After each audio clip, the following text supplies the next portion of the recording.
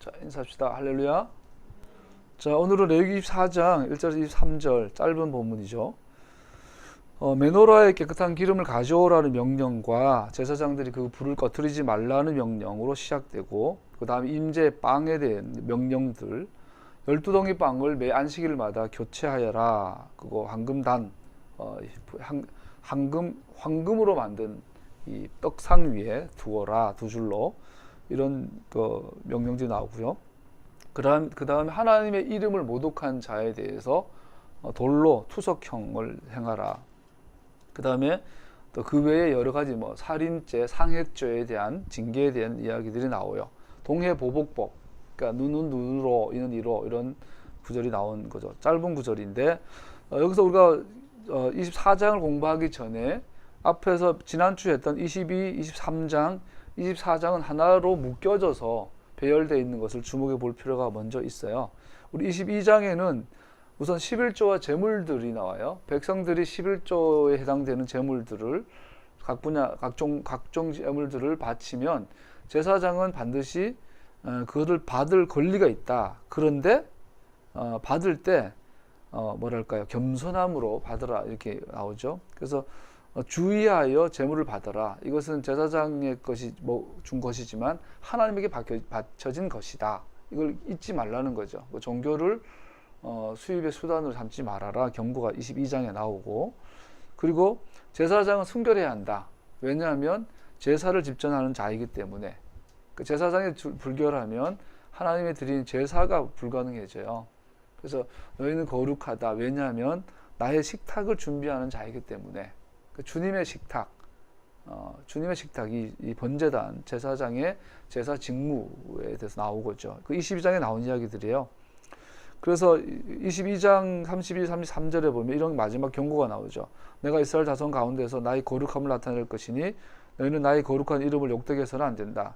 나는 너희를 거룩하게 하는 주다. 나는 너희 하나님이 되려고 너희를 이집 땅에서 이끌어내었다. 나는 주다.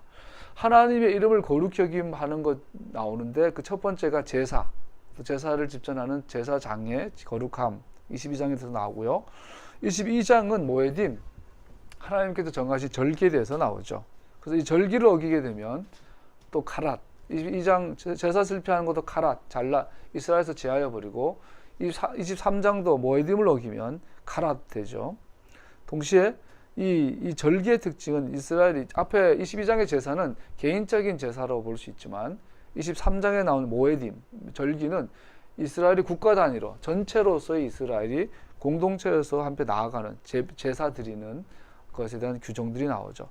이런 22장과 23장의 본문에 이어서 오늘 24장에 나오는 것은 의미가 있어요. 이 배열 속에서 갖고 있는 의미가 뭐냐면, 모세는 우리 개인의 예배 행위, 아까 22장에 나오는 건 개인의 예배라고 볼 수 있어요.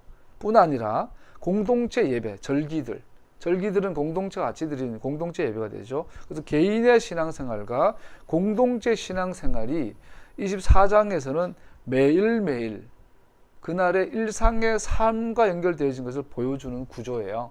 24장에 나오는 메노라, 임재 떡상, 떡은 이거는 매일매일 간검하라, 그죠? 매일매일 아침 저녁으로 메노라의 기름을 교체해주고 심지를 간검해주고, 또 떡도 일주일마다 바꿔주는데, 또 유대인들의 전승에 하면 이 임재 떡상에 있는 떡이 일주일 내나 갓 내은 빵처럼 따끈따끈하고 말랑말랑했대요. 그래서 이거는 매일매일 일용할 양식이 되는 거죠. 그래서 아까 다시 말하자면 22, 23, 24장은 한마디로 이렇게 말해요. 개인의 영성과 신앙과 공동체의 신앙과 영성이 매일매일 하나님의 계약과 연결되어져 있는 그림을 보여줍니다. 우리가 그의 이름을 거룩히 여김받게 하는 것은 우리의 일상의 삶 속에서 일어나는 것이지, 제물들처럼 혹은 절기들처럼 특별할 때에만 나타나는 것이 아니라는 것입니다. 이번 장들이 이런 구조로 배열된 것으로 배울 수 있는 것은 우리 사회와 시대를 장악한 큰 종교의 분명한 비판이 됩니다. 그러면서 오늘 22, 23, 24 본문 들어가기 전에 이 구조를 통해서 금방 배운 것처럼 절기라는 특별한 이벤트 혹은 개인의 송아지를 잡고 양을 잡는 그런 특별한 이벤트 절기, 제사를 통해서 뿐 아니라 우리의 매일의 평범한 일상생활 속에서 하나님 앞에 나아가는 것은 연결되어져 있다, 같은 거다라고 이 구조를 통해서 배워지면서 이것이 우리가 주는 가장 중요한 교훈은 뭐냐면 빅 리전, 빅 릴리전. 요즘 빅픽처 이런 말 하잖아요. 큰 그림을 그렸다. 그래서 큰 종교라는 개념이 있어요.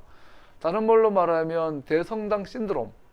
우리가 히브리적 사고관 배울 때 잠깐 옛날 나눴었는데 대성당 증후군. 무슨 말이냐면 우리가 고대 바로 그 중세 시대 교회를 가보면 성 베드로 성당, 성 소피아 성당, 무슨 성당 가보면 웅장하죠. 거대하죠. 그 뾰족뾰족하죠. 지붕이 높아요. 그리고 천장과 하늘에는 우리 분열주의 그림을 이렇게 옛날 유리를 세공하는 이 기술이 발달하지 못하다 보니까 유리를 조각조각해서 붙였잖아요. 이 성당에서 이제 아주 멋있는 이런 모자익이 되고, 또 성당 지붕에는 당대 최고의 이 화가들이 그린 천상의 그림들이 있어요. 그러니까 이게 대성당이에요, 대성당. 그래서 하나님의 집은 대성당이야 신드롬이 있어요. 근데 이 특징이 뭐냐면 초현실, 비현실적이죠. 그래서 우리가 신앙생활은 초현실적이고 비현실적인 것으로 이게 강하게 인식을 시켜주는 게 큰 종교라 할 수 있어요. 그래서 우리가 절기라는 아주 위대한 이벤트, 평민이 양을 잡고 소를 잡는 것을 1년에 한두 번 할 수 있는 큰 이벤트예요. 우리가 그런 큰 이벤트를 할 때 하나님께서 나를 기뻐해 주신다라고 착각할 수 있어요.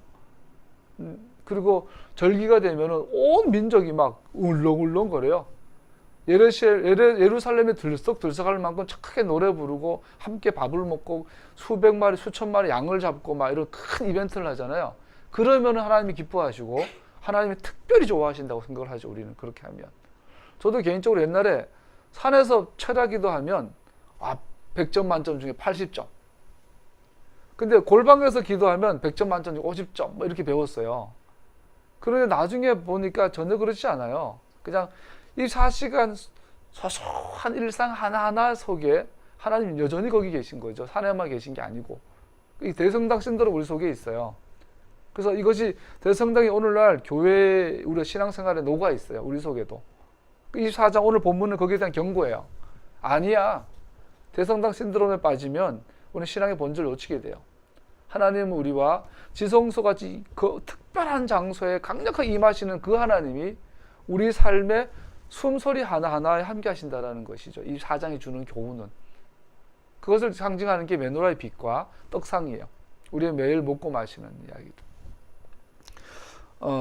대성당의 음악은 항상 하이톤이죠. 오, 이래 불러요. 성당 교회 음악은 항상 이렇게 우리 유명한 소년소녀 합창단 보면 남자 아이들도 전부 다 100% 변성기 전에 아이들만 쓰죠. 왜냐하면 고음을 내야 되니까. 이거는 초현실적인 비현실적인 의미거든요. 그래서 찬송가는 항상 고대 중세 찬송가는 처음부터 오 이렇게 나가요. 이게 이 천상에 이렇게 빙빙 돌아요. 이게 그 큰 성당 위에 노래 자체가 비현실적이에요. 천국을 흉내내는 거죠. 이러한 비현실적인 신앙이 우리 속에 들어와서 가장 유명해진 노래가 뭐냐면 우리가 잘 아는 복음서입니다. 그거예요. 제 많은 이 세상은 내 집안이네. 내 모든 부하는 저 하늘에 있네. 오 주님 같은 분은 없도다. 나는 빨리 저 천국에 가야 하네. 그 노래 좋아하잖아요. 우리 춤추면서 막 불렀잖아요. 근데 이거 정확하게 비토라적인 음악이에요.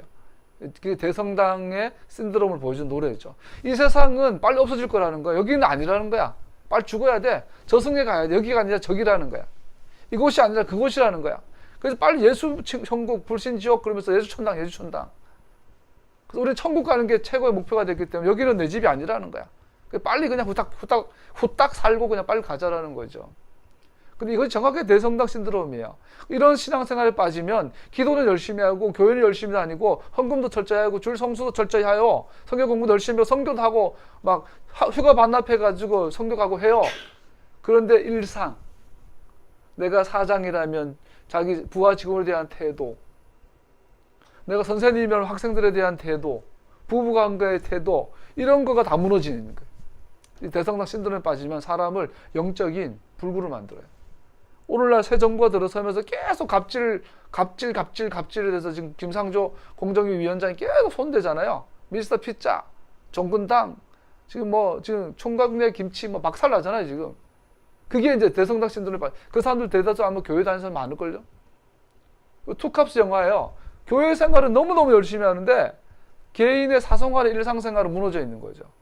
그런데 오늘 24장 우리 경고하고 있는 거예요.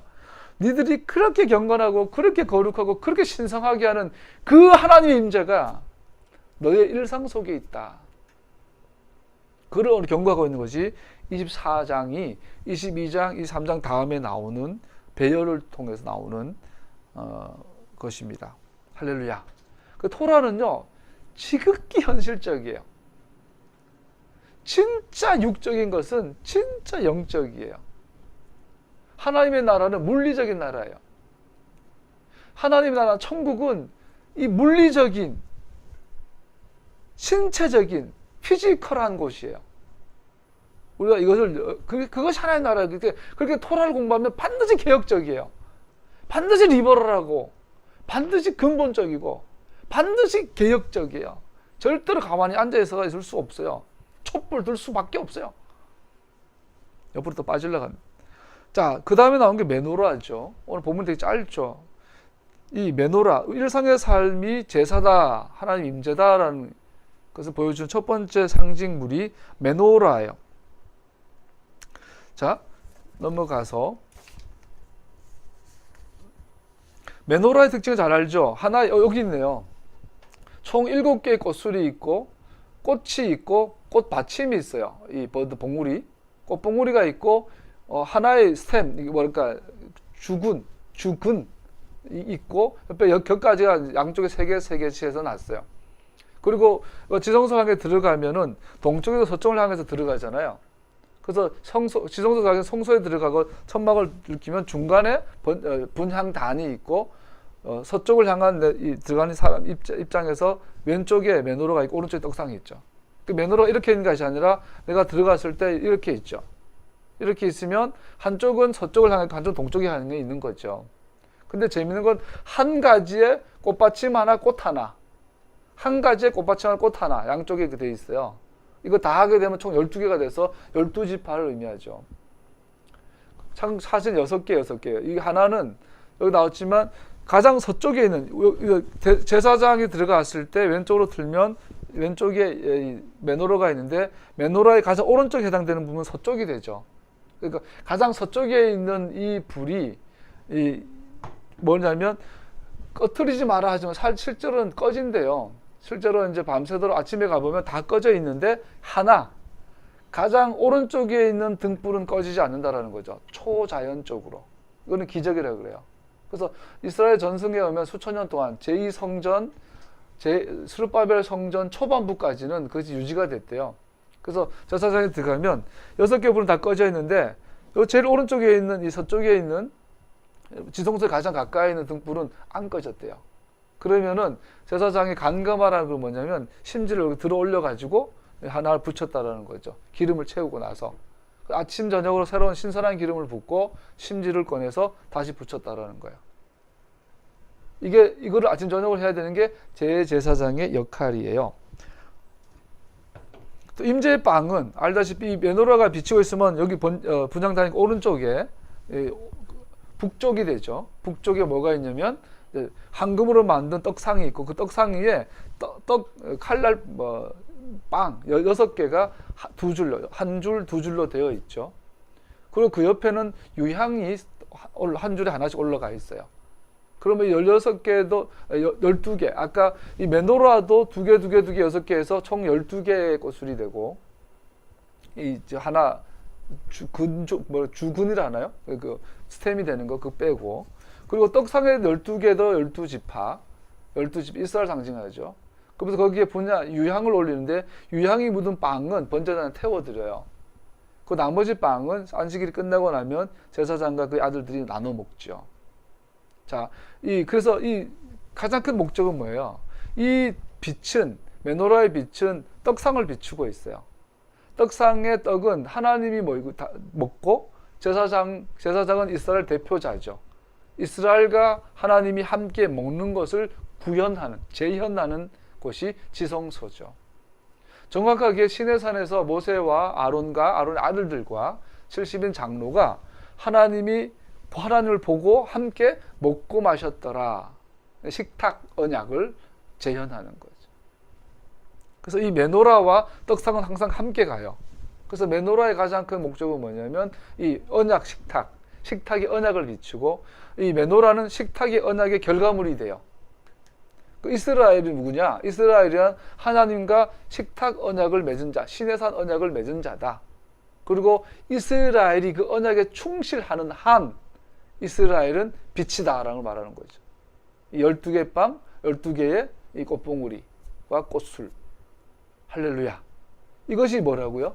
이스라엘의 막 절기 때 그 웅장한 엄청난 예배뿐 아니라 또 개인이 정말로 1년에 기껏해야 한두 번 평민들은 그 내 전재산일 수 있는 양을 바쳐서 하나님께 나아갈 때 그에게는 그 한 번을 개인적으로 드리는 제사가 엄청난 이벤트겠죠.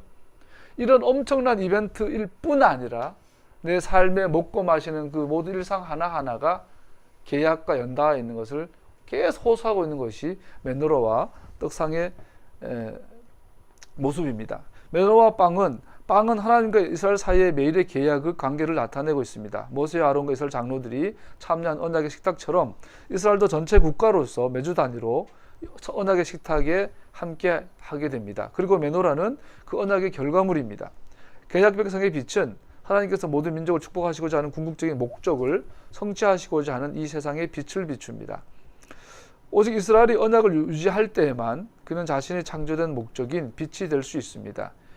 굉장히 중요해요. 따라해보세요. 계약이 없으면 빛은 없다. 계약과 빛은 같이 갑니다. 그래서 떡상은 하나님과의 계약, 이스라엘과 맺은 계약, 그리고 빛은 계약의 빛이, 토라의 빛이 되는 거죠. 계약의 빛을 비출 때 하나님의 이름이 거룩히 여김 받습니다. 자, 굉장히 중요해요, 여러분. 그저께 팟빵이라는 프로그램에서 라디오인가 앱인가에서 우연히 기독교가 나오길래 들어갔더니 듣기만 해도 하는 신학 이런 프로그램이에요. 그래서 우연히 어떤 걸 들어갔는데 그때 주제가 뭐냐면 현대 우리 한국 교회 안에는 오적. 그래서 여러 가지 있더라고요. 요즘 교회가 그러잖아요. 문재인 정권 친북 잡발, 종북 잡발 정권 이러잖아요. 그게 이제 하나의 교회 안의 적이라는 거죠. 교회 안에서는 반동성애, 반공, 이런 거 하면 다 통한대요, 오늘날 보수교회가. 이게,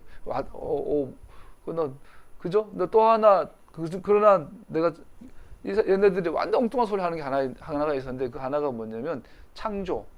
창조 과학을 엄청 막 욕하더라고요. 그 창조의 과학이라는 말 붙인 것 자체가 패다, 그러면 이거 하나의 오적으로 규정을 하더라고요. 창조과학이 굉장히 귀한 선교단체거든요. 저는 개인적으로. 그러나 그 안에 무리된 건 있어요.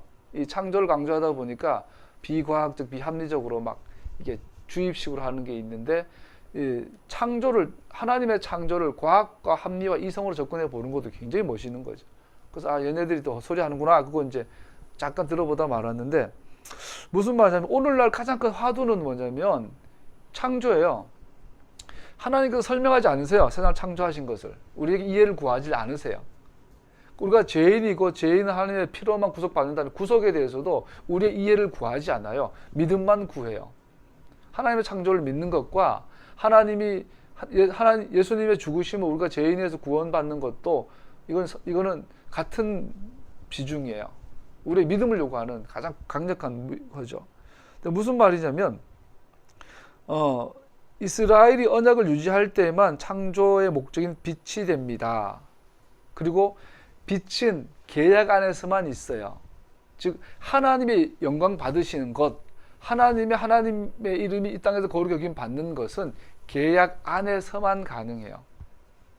그거를 상징적으로 보여준 사건이 4장 중반에 나오는, 엄마는 이스라엘이고 아버지는 이집트 사람인데, 이 사람이 어느 날 텐트 밖에 나가서 이웃과 논쟁을 해요. 말싸움하다가 막 화가 북돋으니까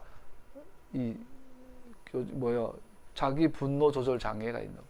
내가 그게 좀 있는데, 분노 조절 장벽이 섰는지 어느 선을 넘어서니까 이 양반이 선을 넘었어요. 하나님의 이름을 모독하면서 그 이웃을 저주를 했어요. 그랬더니 이스라엘 사람들 충격을 받아가 걔를 가둬요. 어떻게 할까요? 그랬더니 모세가 기다렸더니 하나님께서 모세에게 그 사람이 공개적으로 하나님의 이름을 저주하고 모독했으니 공개적으로 돌에 쳐 죽여라. 그래서 온 회중이 돌을 쳐 죽여요. 이스라엘 역사에서 누군가를 투석형으로 사형시키는 경우는 거의 없어요. 사실은 거의 없어요. 이따가 동해보복법 나오는데 이는 이로 손은 손으로 손을 다치게 어떤 사람이 다른 사람이 손을 잘랐으면 걔 손도 잘라라. 이 함무라비 버전에 나오잖아요. 토라에도 나온다 그러는데 전혀 그렇지 않아요. 이스라엘 역사가 단 한 번도 누군가의 팔을 잘라가지고 토라를 지킨 적이 없어요. 이것은 경제적 용어예요. 누군가의 눈을 다치게 했으면 그 눈을 다쳐서 보상해야 될 경제적인 걸 측정을 해서 경제적으로 보상을 하라. 정당한 보상을 하라 뜻이 토라에 나온 동해보복법이고 함무라비 버전에 나오는 우리 고조선의 10개 뭐죠? 고조선에 나오는 고조선 법에 나온 동해보복법은 문자 그대로 눈을 삼각해서 눈을 빼버리는 거예요. 그 토라는 전혀 그렇지 않아요. 자, 중간에 왜 이 4장에 이 메노라와 떡상을 이야기하면서 갑자기 하나님의 일을 모독하는 죄와 동네보복법이 나올까요? 다시 말씀드리죠. 하나님의 이름은 계약 안에서 거룩함 여김 받아요. 무슨 말이냐면 불신자들은 하나님의 이름을 모독하던 영광 돌리던 그럴 자격이 없어요. 즉, 이 땅에 임할 다음 세상은 하나님의 나라일 거라는 거예요. 오늘 아까 어떤 신문에서 지난 1, 2주 동안 일어났던 지난 한 달인가 일어났던 전 세계 천재 지변에 대해서 요약한 게 있는데 상상을 초월하더라고요. 지금 언론이 발달해서 그런지 미국, 캐나다의 엄청난 화재, 이탈리아, 유럽 쪽이 엄청난 폭우, 지금 전 세계가 기상이변으로 지금 요동하고 있어요. 그걸 보면서 우리는 뭘 느껴요? 정말 예수님의 재림이 가까워오고 있구나. 세상은 분명히 말해요. 네가 인정하든 안 하든 하나님을 다음 세상, 오는 세상, the world to come, 오는 세상이 있다. 그 세상에 누가 남아있을 것이냐, 이것은 최고의 주제예요. 유대인들은 유대인이 살아남는다. 성경은 뭐죠? 계약 안에 있는 무리들. 그래서 하나님의 이름이 높임받기를 원하시오며 주님의 기도, 야미다 기도예요. 이것은 반드시 다음 세상에 이루어져요. 할렐루야. 무서운 거예요. 그 구원이란 계약 안으로 들어오는 거예요. 그럼 마귀는 그러지 않죠. 계약 안으로 들어온다 그러면 이단이라 그러죠. 샤밧, 안식일을 지켜, 절기를 지켜, 안식교 아니야? 이단 그러죠. 자, 이런 큰 그림입니다. 빨리 설명을 마칠게요. 여기 보면 하나님의 이름을 저주하다 돼 있어요. 그거 하기 전에 먼저 네르타미드라는 것이 네르타미드라는 건 네르라는 말은 등불이라는 뜻이고 타미드는 타밈 할 때 이제 완전한, 다미드 하면 연속적인, 영속적인, 영원한. 그래서 이 메노라의 빛을 꺼트리지 마라. 즉 이스라엘이 언약에 충실할 때 이 빛은 계속 다미드하다, 영원하다, 영속하다 이렇게 말하고 있는 거예요. 이스라엘 백성들이 언약에 충실하게 남아있는 한 가장 서쪽 등불은 밤낮 꺼지지 않고 남아있을 것이라고 약속하고 있습니다. 그리고 메노라는 깨끗한 기름을 바쳐야 했고 불순물이 없는 기름이어야 했어요. 메노라에 바치는 기름은 고대 사회에서는 우리가 올리브 좋아하잖아요. 올리브 기름을 하면 3단계를 했는데 처음에는 찧어서 고운 체에 걸어서 나온 기름, A급이죠. 깨끗한 기름. 두 번째는 그 찌꺼기를 더 갈아가지고 또 한 번 더 기름을 짜고, 세 번째는 완전 빻아가지고 짜고, 이렇게 했을 때 갈수록 불순물이 많이 생기는데 이 첫 번째 짜는 이 기름이 깨끗한 기름이라 그래요. 이 깨끗한 기름과 메노라에 바칠 수 있었다. 이 말은 하나님의 이름을 거룩하게 여김 받고자 한다면 우리 한 사람 이스라엘은 자신들의 일에 하나님께 완전하게 거룩하게 구별되어야 한다. 또 임재의 빵은 순수한 금으로 제작된 깨끗한 식탁 위에 놓여야 했다. 이 임재빵이 주는 가장 신비로운 상징성이 뭐냐면 성육신이에요. 그죠? 하나님을 보고 먹고 마셨더라. 아브라함이 찾아온 세 분의 천사, 한 분은 하나님이시죠. 그 영적인 존재와 함께 뭘 해요? 먹고 마셔요. 그 더운 여름에 이 기름기 있는 양고기를 먹어요. 소고기를 먹어요. 그러니까 이미 하나님이 육을 입고 오신 거죠. 그래서 하나님이 육을 입고 이스라엘에게 많이 나타나셨어요. 대표적인 게 아브라함, 대표적인 게 시내 산이죠. 근데 이것이 이스라엘 전체가 그 식탁에 참여하는 것이 식탁이 이 임재의 떡이 있는 떡상이 되죠. 떡상. 이 떡상은 예수님의 성육신의 신비를 가장 명확하게 보여줍니다. 그 주님께서 이 떡을 먹어라, 이 잔을 마셔라 하셨던 것을 볼 수 있죠. 아까 말씀드린 유향이 각줄에 받쳐졌고 이 유향에 붙여진 빵은 태워드렸고 나머지는 제사장들이 먹었습니다. 그래서 제사장은 이스라엘 대표하기 때문에 계약 완성이 서로 먹었다라는 것은 계약이 체결되었다는 것을 볼 수 있죠. 아까 말씀드린 하나님의 이름을 저주하는 일이 나옵니다. 저주를 칼라라는 단어를 쓰는데 하찮게 여기다, 시시하게 여기다, 가볍게 여기다 이거예요. 우리가 하나님의 이름을 만홀히 여긴다. 하나님의 이름을 가볍게 여기는 것을 성경은 저주한다라고 말하죠. 옛날에 우리가 알지 못하게 아마 하나님의 이름을 농담삼아 많이 할지도 몰라요. 최근에 영화나 드라마에 보면은 이 개그맨 애들이 할렐루야를 막 쓰잖아요. 장난처럼. 음란하게. 이게 다 하나님을 저주하는 죄예요. 개그맨들이 장난이라도 쓰는 할렐루야란 말은 할렐루, 찬양하라는 군대적 명령어예요. 이거는 군대에서 명령을 내리면은 어기면 사형이죠. 그 정도로 무게감 있는 영령이 할렐루예요. 너희는 찬양하라. 누구를? 야를 찬양하라. 할렐루야는 절대로 농담을 할 수 있는 단어가 아니에요. 개그맨들이나 TV에서 할렐루야로 농담을 하면 우리 섬찟하죠. 그건 하나님의 이름을 저주하는 죄예요. 물론 예수님의 이름은 지저스가 아닙니다. 그런데 영미권에서 쓰는 욕 중에 하나가 지저스 크라이스트가 욕이죠. 그것도 하나님의 일종의 하나님의 이게 무시한 자를 통하여 하나님의 이게 뭐랄까요?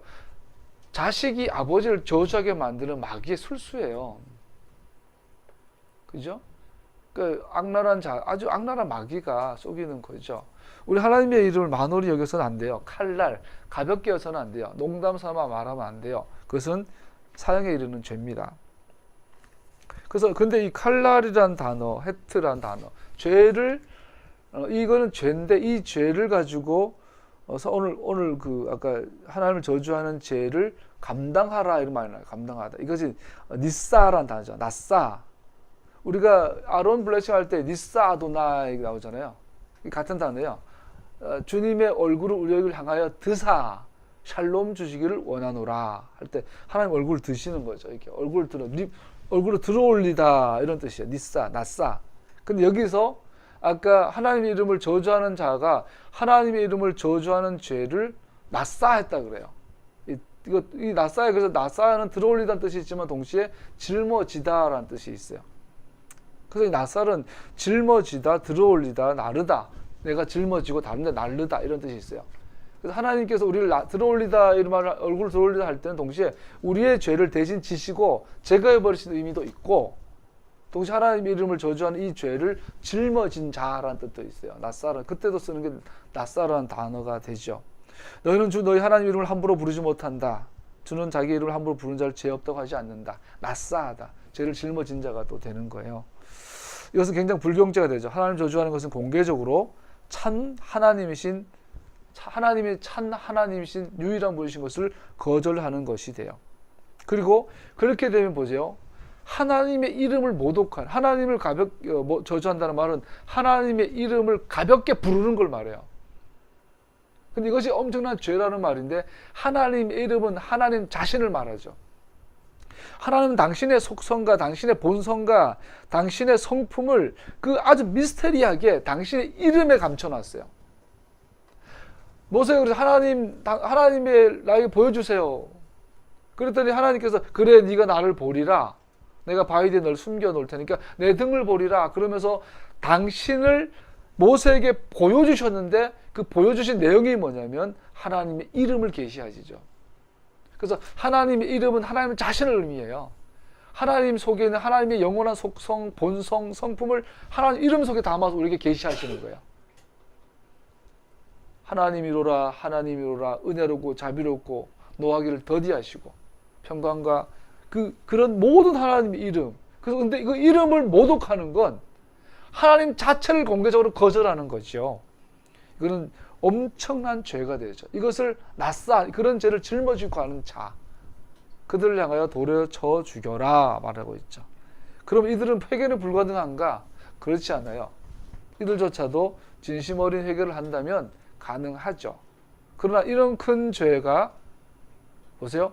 하나님의 이름을 저주하는 것은 우리의 의지와 선택과 나의 결정이에요.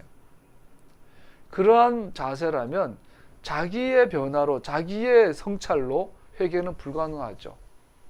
이런 이런 죄를 다 짊어진 자들은 회개한다는 것은 오직 은혜로만 설명이 돼요. 회개는 선물이라는 거죠.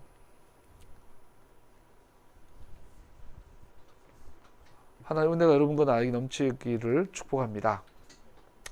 빨리 하느라고요. 마지막으로 본문의 마지막 부분에 살인자, 상해자가 나와요.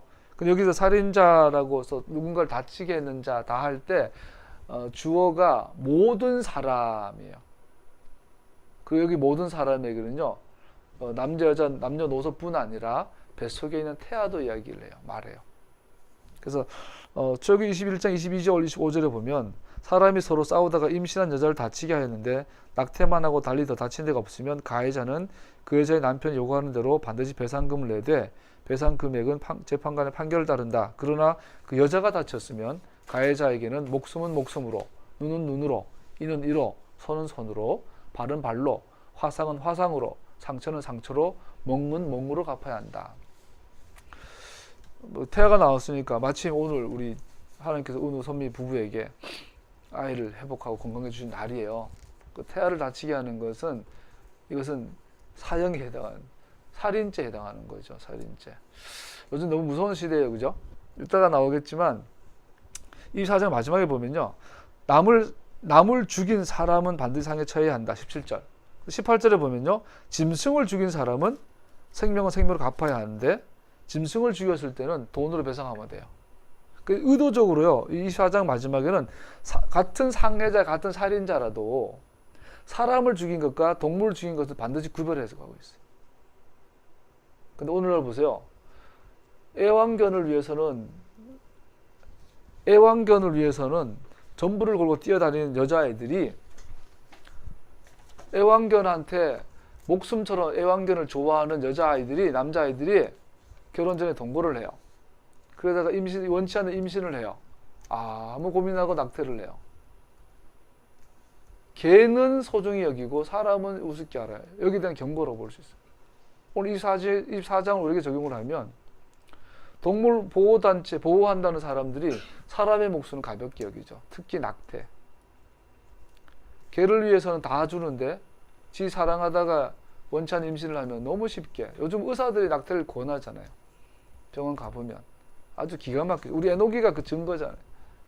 우리 애노기가 외국에서 조산했을 때 어제 말한 것처럼 의사 9명이 달려들어서 살리려고, 의사 전문의 9명이 그 요만한 조산 6개월에 태어난 아이를 살리려고 바락바락 하는데, 그 우리 애노기 담당했던 일산에 있는 의사한테 내가 전화를 했더니 진짜 대놓고 애 포기하라고. 죽이라는 이야기예요. 죽이라는 이야기. 비싼 얘기 들었죠. 애가 조산애가 태어나니까 그냥 간호사가 한국에 서울에서 얼마 전에 있던 이야기예요. 태어나 바둥바둥한 아이 위에 베개를 올려놔요. 30분 지나고 오면 애가 안 움직이죠. 애는 일단 사산한 걸로 기록을 하고 애를 처리하죠. 얼마나 많은 이 뱃속에 있는 태아에 대한, 너무나 쉽게, 또 장애가 있다 그러면 그냥 그 자리에서 낙태해버리고. 성경 분명히 말해요. 네가 개, 소, 닭보다 사람을 더 가볍게 여기고 있다는 그 경고를 3000년 전에 쓰여진 토라가 경고하고 있는 것이죠. 여기 보면 동해보복법이 나와요. 동해보상법. 그러니까 눈은 눈으로, 이는 이로. 하무라비 법전에 나오고 아까 말한 고조선 법에도 나오는데 이 고조선 10조법부터 보면 굉장히 법이에요 보면. 근데 문제는 토라에도 나와요. 그러니까 야 토라 진짜 무식하다 사람들이 같이 욕을 해요. 근데 성경 아까 읽은 것처럼 아까 여기 보면은 전혀 그렇지 않아요. 이 동해보복법을 명하기 직전에 뭐가 나오냐면 임신한 여자가 다쳤을 때 싸우다가 근데 그 임신한 산모가 다치면은 눈에는 눈, 이런 이로 갚으라는 이야기예요. 근데 그 앞에 뭐가 나오냐면 임신한 여자 뱃속에 있는 아이가 다치면 어떻게 해요? 아이 다치겠다고 살아있는 사람을 죽이는 거는 죽이지 말고 돈으로 배상해라, 배상금을 내라, 판결을 따라. 이 전체 종합은 뭐가 돼요?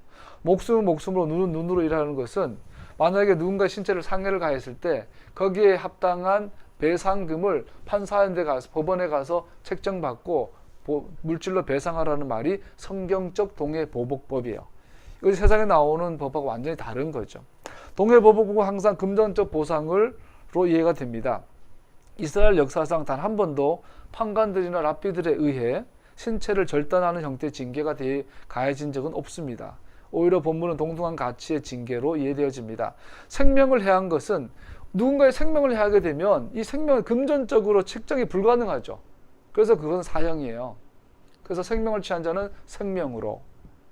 그러나 상처를 입은 자는 측정할 수 있고 금전적 배상이 정해졌습니다. 판사가 그 배상금을 정하면 가해자는 그 값을 지불해야 했습니다. 이것이 성경에 나오는 동해보복법이에요. 인간과 동물에는 차이가 있음을 강조하고 있어요. 동물을 부당하게 죽이는 것은 동물의 시세에 맞게 반환하면 돼요. 그저께 어제 새벽에 내가 일하러 이제 자전거 타고 가는데 진돗개 똥개 있잖아요. 잡종디 진돗개가 웬 할아버지가 걔를 새벽이니까 이렇게 목줄을 풀어놓은 거야. 자전거 타고 가는데 날 따라오네. 얼마나 무섭던지. 근데 내가 근데 보니까 물러오는 거, 걔가 이제 공격하는 거 아니고 좋아서 따라오고 나는 무섭더라고. 그래서 도망가면서 뒤로 소리 질렀어. 목줄 묶어요! 그랬더니 할아버지가, 목줄 묶으라고요! 그랬더니, 네? 자, 인간과 동물은 반드시 차이가 있음을 성경 자체가 강조하고 있어요. 동물을 부당하게 죽인 것은 거기에 맞는 동물의 시세를 취해서 반환해 주면 돼요. 그러나 인간의 생명은 책정이 불가능하기 때문에 보상할 것이 없어요. 이건 생명으로만 가능해요. 오늘날 동물을 구한다고 굉장한 에너지를 쏟는 사람들이 낙태를 지지하고 돕는 것을 봅니다. 하나님의 길은 조롱당하고 생명의 가치는 손상되었고 마침내 실종되어져 버렸습니다. 자, 오늘날 우리는 사회를 보면서 자꾸 하나님의 말씀에 반대 방향으로 가고 있는 걸 봐요. 동성애라든지 프랑스 여자들이 지지난주에 우리 광화문에서 개고기 먹지 맙시다 캠페인 벌이더라고요. 와, 내가 가짠더라고. 나는 그 앞에서 같이 버리고 싶더라고, 내 마음으로. 프랑스에서 제일 인기 있는 음식 중 하나가 참새구이, 요만한 참새를 산채로 죽여가지고 어린 참새를 잡아먹은 게 자기도 죄인 줄 알고 하얀 보자기 덮어쓰고 먹는데죠. 이게 죄니까 감춰서 혼자 먹으려고. 그래서 보자기 덮어쓰고 짭짭거리고 먹는데요, 프랑스 애들이. 그리고 비아그라? 아니, 푸아그라. 청와대에서 많이 먹던 그거 말고, 푸아그라. 그거 영상 한번 보세요. 이 거위를 이불 주둥아리에서 이만한 쇠파이프 관을 집어넣더라고요. 쇠파이프 관을 주둥이에 콱 꼽아요. 이까지. 강제로 쭉 싸면은 이만한 사료가 쑥 들어가요. 애는 막 실명하고 펄펄 다 빠지고 병 걸려가 죽었는데 이 간만 보여요. 푸아그라. 강제로 애를 병들게 만들어가지고 병등간이래요. 그걸 프랑스 애들이 고급 요리로 먹죠. 살아있는 뭔 말 하다가 왜 남의 집에 개 잡아먹는 걸로 뭐라 그래? 그게 죄인가? 나는 보수인데 안 먹습니다. 싫습니다.